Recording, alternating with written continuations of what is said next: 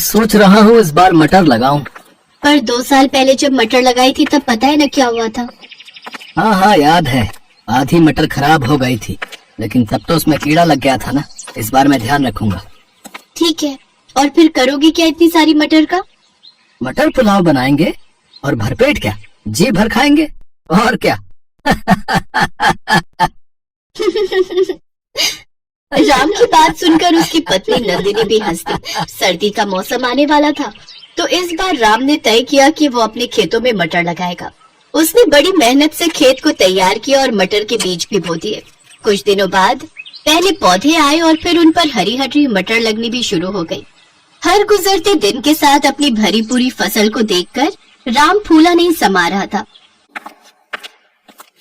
नंदिनी, ओ नंदिनी, चलो जरा, तुम्हें कुछ दिखाना है। पर अभी बहुत काम है। अरे ये काम तो होते रहेंगे, तुम चलो मेरे साथ। इतना कहकर राम ने नंदिनी का हाथ पकड़ा और उसे लेकर सीधा अपने खेत पहुंचा। खेत देखकर नंदिनी के चेहरे पर भी मुस्कान आ गई। पूरा खेत हरी भरी मटरों से भरा हुआ था। ऊपर वाले की कृपा से बहुत बढ़िया फसल हुई है इस बार। तुम देखना नंदिनी, इस बार खूब अच्छे पैसे मिलेंगे इन मटरों के। मैंने सोच लिया है, पैसे आते ही सबसे पहले घर की छत सुधरवाऊंगा। और कोई खर्चा है क्या? हाँ है ना, एक बढ़िया सी साड़ी भी दिला देना मुझे। हाँ ले लेना, एक नहीं तुम 2 साड़ियाँ ले लेना इस बार तो। अब खुश? हाँ जी, बहुत खुश।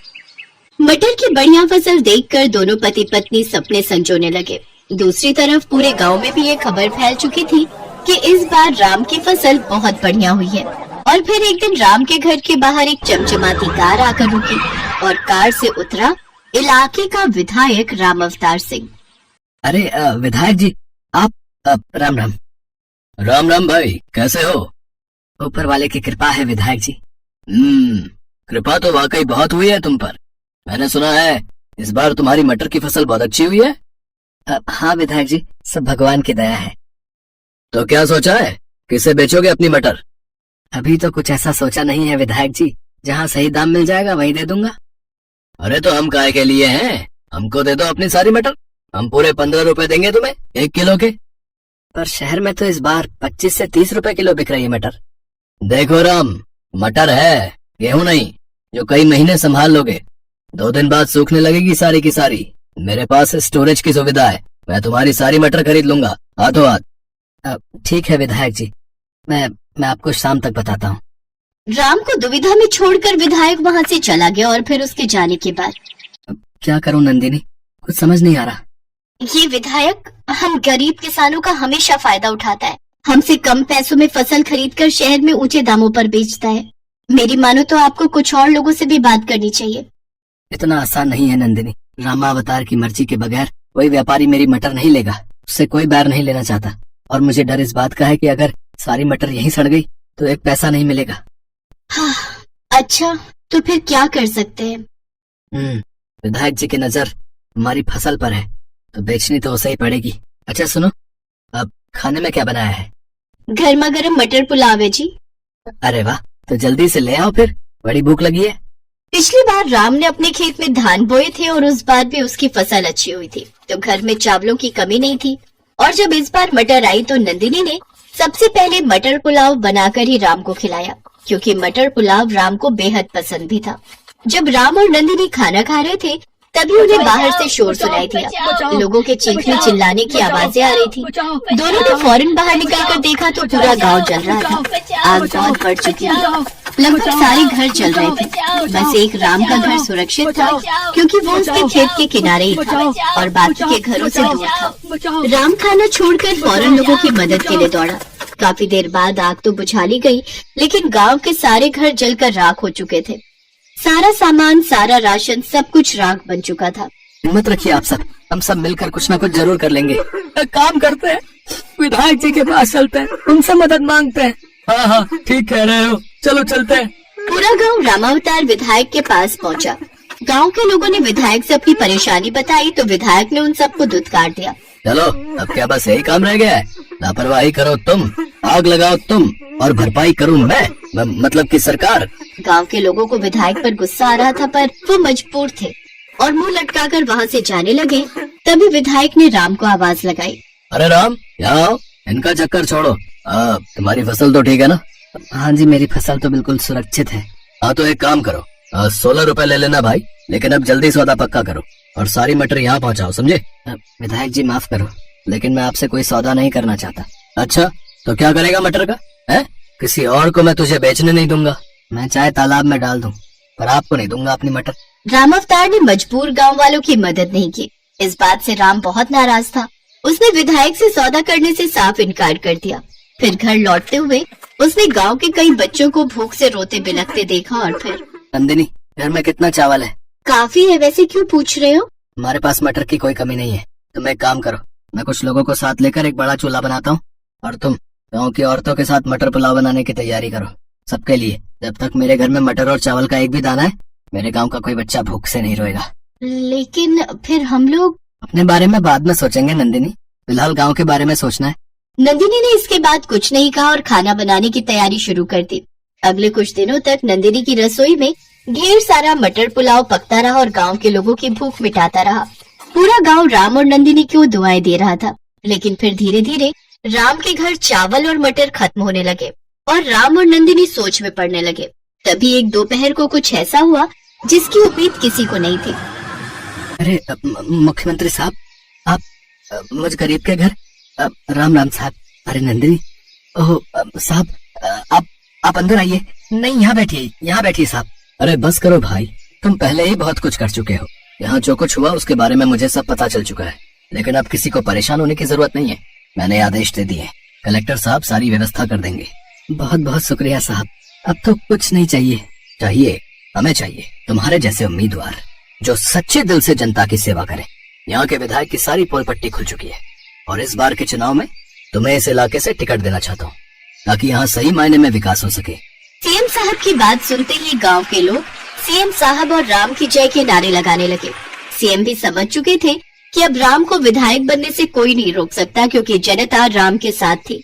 राम ने भी हाँ कर दी और फिर सीएम साहब के जाने के बाद, सुनिए ना, जब आप विधायक बन जाएंगे तब तो मेरे लिए साड़ी ला देंगे ना? हाँ, इस बार पक्का।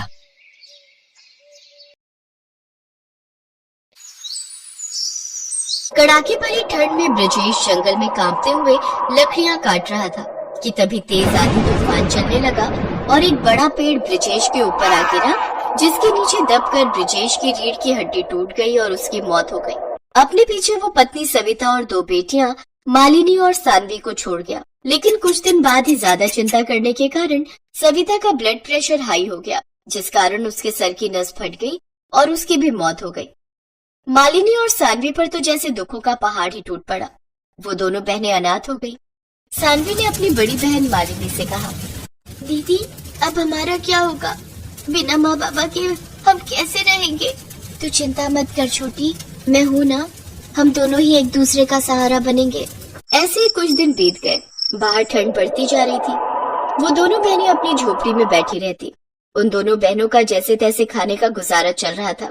एक रोज जब बाहर तेज ठंड थी तो मालिनी और सानवी अपनी झोपड़ी में बैठकर आग ताप रही थी। तभी सानवी ने मालिनी से कहा, दीदी जब माँ बाबा थे तो कितना मजा आता था ना। पापा सर्दियों में हर हफ्ते मुर्गी लाते थे और माँ उसका हांडी चिकन बनाती थी। माँ के हाथों के हांडी चिकन खाने की बहुत याद आती है दीदी। क्या अब हमें कभी वो नसीब नहीं होगा? होगा मेरी बहन, जरूर होगा।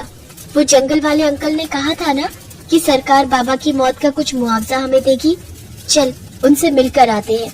वो दोनों सरकारी अधिकारी के पास जाते हैं। देखिए, सरकार का कहना है कि ब्रजेश की मौत प्राकृतिक वजह से हुई है, इसमें डिपार्टमेंट की कोई गलती नहीं, इसलिए उन्होंने तो मुआवजा देने से इनकार कर दिया है।